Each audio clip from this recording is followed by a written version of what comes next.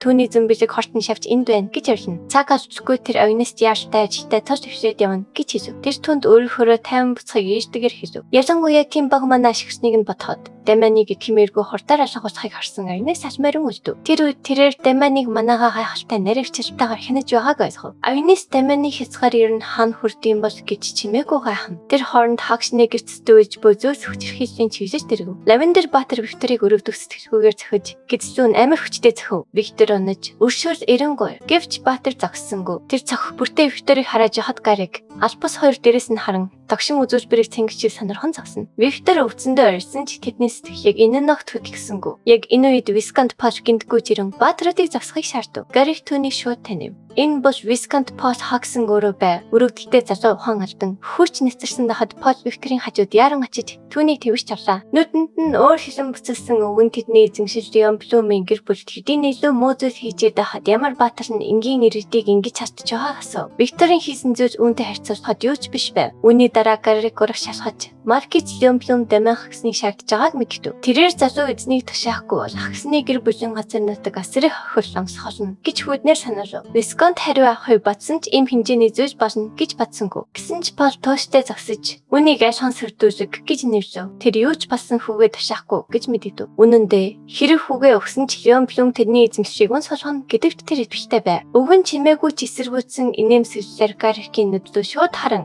хүүгээ өгөхөөс татгалзаж байгаагаа тодорхой болгов. Гарик шүдээ зөн энэ мохог шийдвэртэй харамсах болно гэж хэлв. Гэвч Блумын Баатруудад өөр сонголт үлдээгээгүй бололтой. Гарик тэр нааш Даманыг гарч ирэх бүх зүйлийг устгах гэж таслахад тушааж өгөв. Вискант тэднийг зогсохыг орилсон ч жихүүдээс хөрөмдөө хоолой гин дүүмэнийг тасалж хортон шавчнууд тухайн алдчихаа юу гэж асуув. Өөр чиглэлээс харьяан ангийн хорт авар нэвтрэн орж ирэхэд бүгд гацчав. Гарик дарамтыг мэдрэн ирж харсан ч тэр аимшигт энергитэй хүнийг хэн босхыг мэдсэнгүү. Тэр хооронд албус Лавендер хоёр байрандаа мэдээгүй болжээ. Даманы авар тэдний хөдөлгөөнгөө хуцааж хороогач хөдөлгөж чадахгүй болгов. Даман 50 алхасаар орж ирэн Викторийн хажууд цөхөрч үнэн ч заасан амьсгаж байгаа эсхийг шалгав. Ганц харахад түүний өөр хийлэн буцлав. Түүний дуу хоолой хурц болж хянагдсан байв. Даман Баатруудад Виктор хатаа үжиж чадсан нь тэдний аз. Учир нь тэр залуу насан гисэлсэн бол Даман тэдний сүүлчийн хүн хүртэл энэ шууд ирээсээгүй дуусах байсан гэж хэлв. Гарик тэр сүрдүүлгийн асар их чинь хөшиж эцэст нь бүхнийг ойлгов. Энэ залуу энэ амьшигтай оршин тогтнол нь нөгөө алдартай Даман хасан байх ёстой. Мөн тэрээр Маркизийг өөрийн сөрөн зогсох зоригтой байгаа нь тодорхой. Гарик өштэй инээд Даман бол зүгээр л бие тоосон солиотой нэгэн гэдгийг өөртөө бодлоо. Эсвэл хүүг сарвчид хүнийг ялахын тулд ямар нэг хямдхан их хэрэгснийхээ дараа хитрхий сасарсан гэж бодов. Ямар тач шаруст Гарик залхажээ. Тэрээр төслөхөд руугаа хашгирч Даманы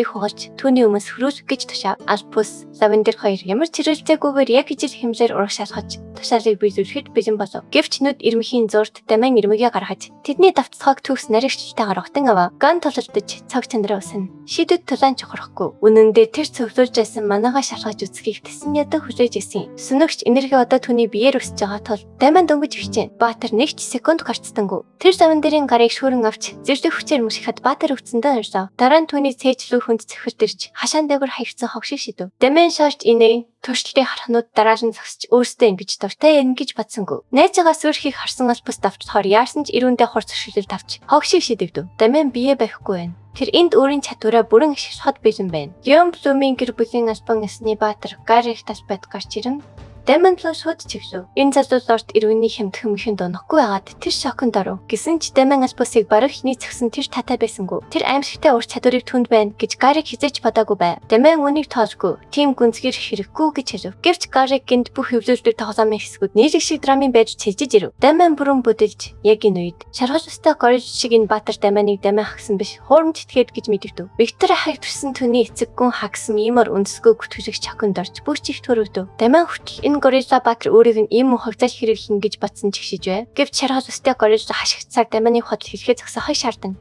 Өөрөө занганд орох хүн биш бөгөөд энэ бол Блумсийг өсгөхөөс сэргийлсэн хэрийн нотын явуулах гэв. Тэр залуу Даманыг жинхэнэ Даман хагсан биш хэмээн тасарч түгэж харцаар байлаа. Үнэн дээр энэ өгсөн салиорол Даманы утгыг хүргэж эхлэв. Тэр түүнийг хурамч жүжигчин Лорд Ирвинийг унгаж Блум гэр бүлийн нэр хүндийг шавартай хотохоор ижгээсэн хөлсний итгээд гэж дуудав. Гарик Блумс руу шавар шидэж тэдэнтэй орооцор тогцрох гаргасан тул тэднийг доод хэмжээний нарчнууд хэмээн сэлэмлүүгээ гараа сонгов. Даман Кинг Конг болохыг хүсвчийн тарих пимболийн бөмбөг шиг жижигхэн байгаад итгэж чадахгүй байлаа. Лавендер энэ бүдлэнээс хол байхын тулд ухаан алдсан жүжигчин газар чивтэн. Гүн хагсан хүүгээ дуудаж Виктор зорт Даманыг Гарикийн эсрэг ялаасаа гэж чимээгүй залруу. Яг энэ үед Гарик сэлмээс соглон Даман руу дайрч магадгүй толгойг нь тасахаар зарив. Энэ хуурамч Даман ур чадвартай тэр хатарч байсан ч залуугийн аз дууссан гэж тооцоолов. Хөгшин тэнийг бүх зүйлээ төсөвчээ. Даман дөнгөж хаг сархан ортмогц. Нүд ирмэхийн зорт тасхлын зайд орж ирмэгц түүнийг тасран цавцгаар зэхв. Бодолтой хөтлөгдөн Гарик Даманы хүзүүрөө сэлмээ далайн.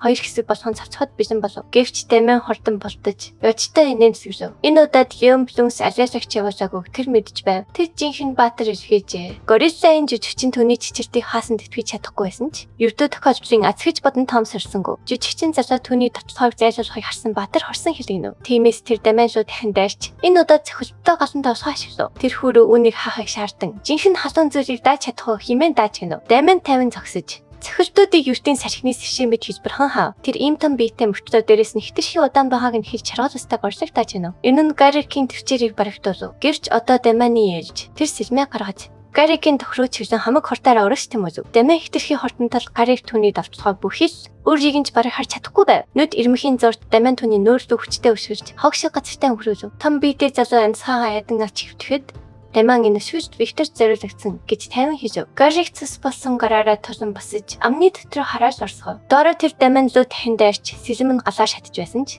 түүний хортон хаарын арчлангийн хүч ирэхийг сэлэмж Даманы ипишийг эвдэж чадсангүй. Шилдэг тулаанч үүнийг шууд сөрөн сэлмнийхээ өзөөрийг Гарик ихтэй мөргөлдөөв. Мөргөлдөөний цохилт Гарикийн сэлмийг метал хэлтэрхий болгон бутарч түүний эрүүгэн хашхав. Түүнийг хариу үлдээж үзүүлж амжихаас өмнө Даманы сэлэм түүний мөрлөө шууд орж нэг цохилгааг таслан хайжээ. Гарикийн ухаан санаа өвдөлтөд мансуурч амнаас нь цус гожжээ. Залуу газар тунав. Гүн болон Виктор нар албан ёсны баатрыг ярах Даманы хүч чадвар тэтгэж чадахгүй. Гарик өвдөж ин химээ явж шархаа бүрээнээр дарж байв. Яг энэ үед Даман сэлмээ энэ горсагийн нүрэнд ортууч тас цавчаар занж хэлв. Хиндрөө өсцөнээ мэдхгүй энэ хөвшин тэнэг толхноо амь өрөвдгүйгээр гойч хэлв. Даман түнд өөрийгөө Даман хаасан гэвч шууд хэлж амиа өршөхийг хавгүй иштгэх хөстэй байсан гэв. Одоо түүний гэр бүлтэй ороос цэвдэж царай муутай зарцыг нь бүрт царай муутай болгосон тул арай оройджээ. Одоо энэ гуйштын хэсэг тус болохгүй. Гарик өмнө болсон зүйлийн төлөө өшөөлгүй. Даман түүний уучлал гуйж байгаа байдал таалагдсангүй. Түүний хим маяг биш байв. Тиймээс шилдэг залуу эргэж харан. Шаргал өстэй тэнийг автаа болон Викторт үздэв.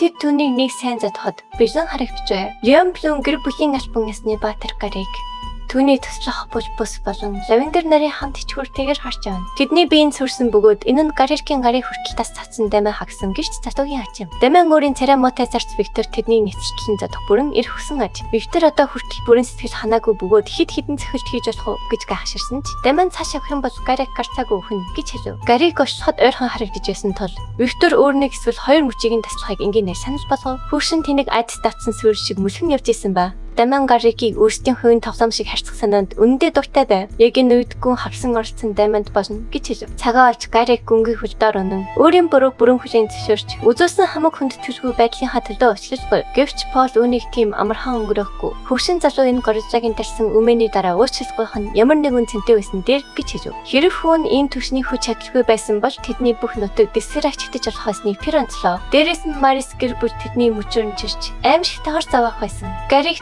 толгоогоо газарч цохон мөргөж өшөөлгүй. Өшөөл үзүүлэхийг хүсв. Гэвч гүн хагсны уур хилэн сэр үзэхгүй байв. Полын ганц хараагаар Даман эцэст нь сэлмээ гэртэн буцаан хийж энэ хогийг үнэндээ асахаар төлөвлөөгүй гэв. Гарикийн намыг авах нь Юмплюн гэртээ хийх хариуцлагыг бүснэ гэж. Холбоог нь төслөн гэдгийг тэр мэдэж байв. Үнэндээ Даман зөвхөн өөрөө байсан бол ямар ч боломж байсан Маркиз гэр бүлтэй ганцаараа тооцохгүй байсан гэдгийг хүлээн зөвшөөрөв. Гэвч өөрийн гэр бүлийг хамгийн ихэнд бодох ёстой тул ганцаарчиж ажиллах боломжгүй юм. Тэр ч бас тийм тэнэг биш. Энэ тэнэгүүдийг ингэж буцаавалдад гарцаагүй. Хариу цохилт өгөхийг тэр сайн мэдж байв. Одоо энэ төвөгтэй гурвалтай юу хийхээ шийдэх нь зүгээр л ядаргаатай байв. Гинт хатагтай Агнесгүй орж ирж Даманыг дууд юу болоод байгаа шаардна асуув. Шилдэг залуу түүний гинтийг харагдцад бүрэн гайхширсан ч дараа нь бодлоор ирв. Хатагтай Агнес яг одоо ашигтай байж магадгүй тул тэр түнд бүх юмыг хурдан ойлгуулж тэр байдлыг ойлгож авна. Тэр Даманы сэтгэл төвшөлтийг ойлгомогц энэ үзэсгэлэнт бүсгүй түүнийг дэмжихэд бүрэн бэлэн болов. Даман түнд ямар нэгэн ухаалаг санаад байгаа эсхийг асуухад хэсэг зөксөд Юланы гүйцэтгэх халбан тушаачнуудын нэгийг анх удаа амжилттай болгон асанд хаагсан гэж талархав. Энэ бол бага зүйл биш. Энэ ярилцлагаар хатагтай Агнес хагсан гэрийг холбоотон гэр бүл гэж албан хүлээн зөвшөөрч чадна гэж бодсон нь Дамианы сэтгэлийг үнэхээр баг зэрэг амраагүй. Хаким болон Виктор нар бие зүгээ ойлголцсон харц шийдсэнийг дуртахгүй байж болохгүй. Энэ төлөвлөгөө бүтвэл тэдний гэр бүл томоохон хямралаас мултарч магадгүй хоёр жохомсарсав. Энэ хооронд Дамиан хамгийн хүрхэн гүлмний төвхөө харахаж хатагтай Агнесийг өөрийн хүсэлтийг хүлээн зөвшөөрөхөөр сэтгэшийг нь татах хичээ. Үнэхээр бүтээж чадах уу гэж асуув. Охин түнд бүрэн автаж тасламжийг үзүүлэхэд бүрэн бижин байв. Гүнзгий дотроо энэ залтаа өрөн мөгөж залуу анхнаасаа ийм зүйлийг зорж байгуулж байжээ. Сүмээс хамгаалалт авах. Ардан Пол болон Виктор нар хүүгийнхээ бяцхансыг тэнийх тоглоом дээр сурвалжид хатагтай дэлбэшиг үчиж байгааг харна. Хатагтай Агнес сэргийлж зохицуулахгүйгээр Дамианы хүсэлтийг зөвшөөрөв. Үгээр Дамиан бүх хүнд чанга тод сонсогдохоор энэ асуудлыг Леон гэртний дараа мэдээлхийг тушаа. Тэр төвхтэй 3 баачд буцаж очин эзэндээ хаагсан. Гэр одоо сүмийн хамгаалалтад байгааг мэдэгдэхийг хэлв. Шилдэг залуу хэрэг тэд тэхэн хүч хэрэглэхийг орчдож сүм тэдний хамаг байдгаараа зөхнө гэж шууд хэлв. Дамиан тэдгээр навчнууд руу өхийн харц шидэж үг хэлсвэгээр эцсийн санаалаг өв. Дараа нь тэр тэдэнд зайлшахыг хэлв. Доорхноо Гариг болон түүний туслахад болох хобж бос. Лавендер нар амин үүнтэй холбоотой мэд гарч сэрэгүүд зовттой Дамиан төвшөлтөнд талархав. Энэ бүхэн Викторийн зэргийг бадрааж тэр тэдэнд өнөөдөр ажиллаа хэмээн дааж гинөө. Дамианы хүч чадвар тэдгээр танхачуудыг яаж цогтоосгосныг хараад тэр их сэтгэл нь хөдөлсөн байв. Тэд сүүлээ хавчин цогцгаалаа. Одоо л нэг янсгаа авч бага зэрэг тайлшрах боломжтой болж байна. Гэвч Пол үүн тийм ч төстэй биш байв. Тэрээр цаашид яхаа шийдэх ёстойг бусдаа сануулна. Ямар ч тач тэр бүхнийг дахин хийлцэхээр гэр бүлийн хурал зашлахаар болов. Дараа нь өндөр альбом тушаалтнууд цугласнаар хурал өвчлээ. Пол хурлыг гэрүүлж улам бүр сэтгэл зачрах болсон Леон гэр бүлтэй үссэн сөргөлдөө нэг яаж зохицуулах талаар толч дуржлаа. Барууш номын царайг чавцсан бил эцгэрүүгээ харан сүм тэдний хамгаалтандаа асан хад энэ хурал ямар хэрэгтэй асуув. Сүм тэдний арт тачийг дааж яхад сөргөлдөөнд санаа зовхон утга учирыг их сайн ойлгохгүй байлаа. Тиймээс зүйд ярианд орцож хэрэг бишдэх үед сүм тэднийг бүрэн хамгаална гэж найдах боломжгүй санаалав. Бодоод үзэхэд Пол охины хор хэлсэнтэй санаж нэгжээ. Сүм эрхчлэн сурвалжтуудын хэрэгт ялангуяа бас төрийн тэнцэл үсгэж болох асуудалд гүнзгий оролцохоос зайлсхийдгийг тэр тайлбарсав. Түүнчлэн Леон гэр бүлийн бодит хүч зөвхөн цэргийн хүчин чадвартай байдаггүй. Энэ нь хавгүй гүнзгий асуудал байв. Леон хүсвэл тэднийг шилжиж сурвалжид гэр бүлийг олон аргаар сүрүүлж чадна гэдгийг Висконт сайн мэдж байлаа. Нөхцөл байдлыг зохицуулах хамгийн мэрхэн аргыг бодож үзээд мөнгө төлөх нь хамгийн бодит сонголт гэж тэр үзв. Хагсны гэр бүлийг дахин асуудалд оруулахгүй тулд боломжийн хэмжээний мөнгө өгөх хэрэгтэй байв. Жин бүтэхгүй бол хоёр дахь сонголт нь Леон гараас хамгаалж чадах өндөр хэрэгэмтэй сурвалжтны ивээр тарах явдал юм. Хатагтай Агнес Полын тайлбарыг сонсоод өөр нэгэн том гэр бүлийн хамгаалалтад орох нь хамгийн аюулгүй нүүдэл гэдгийг ойлгов. Тэгсэн ч тэрээр дахин нэг боломжийг олох юм хэмээн санаж хэлжээ. Тэрээр дор нь өөрийн дуртай санаа болох Дамианыг паладин болох тухай зохиолоо. Түүнийг паладин болчихвол бүх асуудал нэг мөсөн шийдэгдэнэ гэж тэр хэлв. Дамианы царай бүгдийг өгүүлнэ. Тэр энэ шалтар бүрдэх зүйлийг сонсохоос залхажээ. Ноцтой хурлын дүндээр ийм юм гарч ирнэ гэж тэр бодоогүй ч одоо нэгэн тараацсан байлаа. Өрөөнд байсан бүх хүн түүнийг ширтэн. Хариу хүлээхэд Дамиан тэр дараа үеэрс татгалзав. Пол ч гэсэн хүчлэхийг хүссэнгүй. Тэр хүүгийнхээ шийдвэрийг хүндэтгэн. Энэ боломжийг орхихоор болов. Эсрэгээрээ Абель энэ яриг сонсоод илт сандарч хэлв. Гинтхэн өнөөх номын царайд ширээд ирсэн. Эцгийнхээ анхаарлыг татав. Пол түүний зүг иргэн харахад Абель ягаад Дамианы татгалзлыг тийм амархан хүлээн авсныг асуув. Дамиан паладин болчихвол бүх асуудал дуусна штэ. Химэн тэр мархлаа. Гэвч бүх юм ойлгомжтой байв. Абель ахыгаа дахин мөргөлдүүлэхгүй замаар шахан хорцохыг ташиж байлаа. Дамиан өөрт нь хамаагүй зүйд хошуу дүрээд байгаа Абелийн юу бодож байгааг бишгнээ мэдж байв. Дамиан гинжаал үнэхээр ойгон татам санагдлаа. Абель түүний харцыг анзаараад тэр муухай царай чинь яаж чав хэмээн нуурсав. Номын царайд хамаг бүрөөг Дамиан луу чихэж энэ бүх хэрэг явж түүнээс болж харсан тул хариуцлага хүлээх ёстой гэв. Бүх зүйл түүний буруугаас болсон тул Дамианыг паладин болж үүнийг засахыг Абель шаардав. Гэвч түүнийг үргэлжлүүлэн ирхаас өмнө Пол Абель руу ширүүн харж зочин байгааг сануулсан.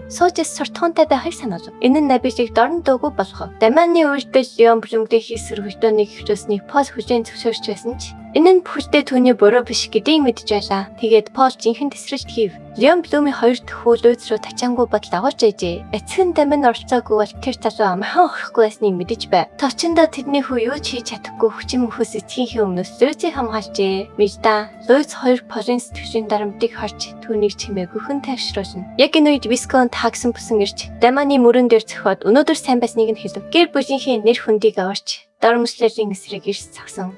Тэр архаг хөдөлгчдөд төвтөстэйг нөхсөн хүүгээрээ өвгөн үнэхээр бахархаж байлаа. Энэ агшин Дамианы сэтгэлд хизээч мэдэрнэ гэж бодоогүй халуун дулаан мэдрэмжийг төрүүлв. Тэрээр зүгээр хийх ёстой зүйлээ хийсэн гэж чимээгүйхэн хэлв. Пол одоохондоо бүх зүйлийг өөрөө шийдэхээр тогтон. Ядаж нэг удаа эцэг хүн шиг ажил хоёр бусдаасаа хүсв. Гэтэл яг энэ үед Дамоз орж ирэн Голд Пиксигийн гэр бүлээс хүн ирсэн тухай мэдээлв. Пол одоо тэдэнд ямар хэрэг байгааг огт ойлгохгүй байлаа. Тэдний залуу эзэн Дамиан гэр бүлийнхээ буудан талбайг барьж цаасан мөнгө зээлсэн бөгөөд төсөх хугацаанд хизээ дууссан байжээ. Жинхэнэ цочирсан тэд талбайг хэдийн зарснаа хэлв. Дамиан эзэн ийм хурдан дуусна гэж бодоогүй тул сандарч мэдв. Полийн царай харах хуйлж өөр хижнэн бадрснаар Дамианы занаас шүрэн боож түүний оршин байгааг нь хараж эхлэв. Нэгэн эрэгтэй залуу эзэн Дамианд хүндэтгэл үзүүлэн малхаага баг зэрэг өргөж өдрийг сайхан өнгөрүүлэхийг хүсв. Дамиан нүдээ анирчин тэр залууг махан саналаа. Энэ бол тааш энд гişийн баруун салбарын менежер Олын тиший бөгөөд хувийн хамгаалагчийн хамт байлаа. Тэд уулзалгүй утсан ч олон өрчилжөнд төвшөлтсөн төлбөртөж өдөр албан хэрэгээр ирсэн бай. Энэ хооронд санаач залуу Дамианы гарын өсөг зурсан гэрээг тавин гişин гаргаж ирэн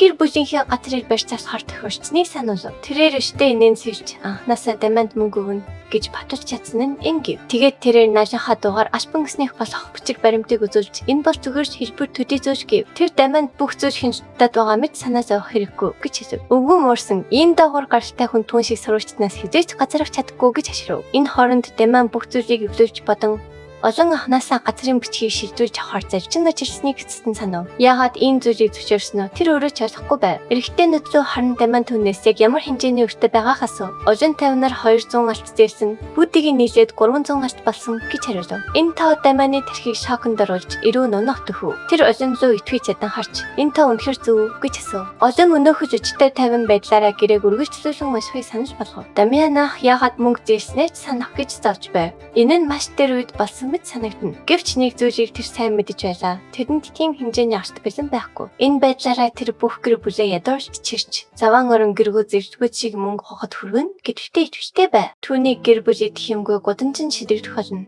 Энэ бодж Дамианыг сүрүүлж байлаа. Олон дараа нь өрийг өнөөдөр төлөхгүй бол барьж цаасан газар албан ёсоор тааш энд гişийн өмч болно гэж хүднээр мэрэгдэв. Дамиан сэрэг давталгаа хийн. Барьцаа бол зүгээр хэлбэр төдий зүйл гэж хэлснийг нь санаалав. Олон тавин очтой хിവэр тийм зүйл хэлснээ хүлээн зөвшөөрсөн ч нөхцөл байдал өөрчлөгдсөн гэв. Гүн Голд Пикси бүх төлөвлөгөөгөө үрийг ямар ч үл хамаараа хуран авахыг тушаасан гэв. Сурвалжтан уу харцуу гэдг нь хамаагүй. Дараа нь тэр Дамианд мөнгө цуглуулахыг зөвлөд тийм хэмжээний мөнгө байгаа эсхийг асуув. Дамиан шоконд орч төлбөрт зориулж юуж бэлдээгүйг хүлээн зөвшөөрөв. Энэ бол олонний хүлээж исэн хариулт байлаа. Тэрээр дотроо баявж байсан ч залуу эзэн санаа тавьсан хурамч царай гаргана. Тэрээр дивэн дээр өөрийн юм шиг сууж Дамиан анхнаасаа мөнгө зээлхээс өмнө сайтар бодох хэрэгтэй байсан юм гэж хэлв. Тэгээд тэр хуруугаа нисрэхэд хоёр аврах том горил шиг хамгаалагч ураг шалхан. Дамиан зүү аюул тагаар ширтв. Дамиан өөрөө өрийг төрж чадахгүйг сайн мэдж байсан тас олон одоо нөхцөл байдлыг өөрийн нөрөөс зохицуулж хайх шаардв. Мөнгө хураах дуртайч түүний үнэхээр таашаал авдаг зүйл бол ийм л аршин байлаа. Биеэ тоосон сурвалждууд зөвхөрч дарамтлагдсан хөтлөгийн дулааж байгааг харах. Одоо олон Дамиан дараа нь ямар царай гарах бол гэж төсөөлнө. Сэтгэл нь хөдөлж байв. Энэ бодол задарснаар түүний нуруугаар хүүд оргиулна. Энэ бол түүний амьдардаг мэдрэмж юм. Энэ хооронд огт өөр орчинд Милда, Лойд хоёр 50 цаа очсон сухад Вискон стрессдэж газар хүн шиг холж байлаа. Абэж цахад гомдлон сууж магадгүй өөрийн оршин байгаагаа зүүдэж харааж байд. Энэ үед Милда Вик сангаас зөөлнөр сухыг хүсэж ийш тийшсэнд чихээсээ өмнө ам хай зовлоо. Лүс хүртэл аавдаа тавьширхийг сануулсан ч өвгөн хөдийнхээ тарьсан гомшигт дарагтан өсөө өвтөх төхөн бөхөндж байв. Ирээдүйн дээсэн дөрөн дээр динжигж байхад зүгээр сууж болохгүйг ойлгосон Пол ухаанаа аль татхна. Мирилда 50 цайгаа очлон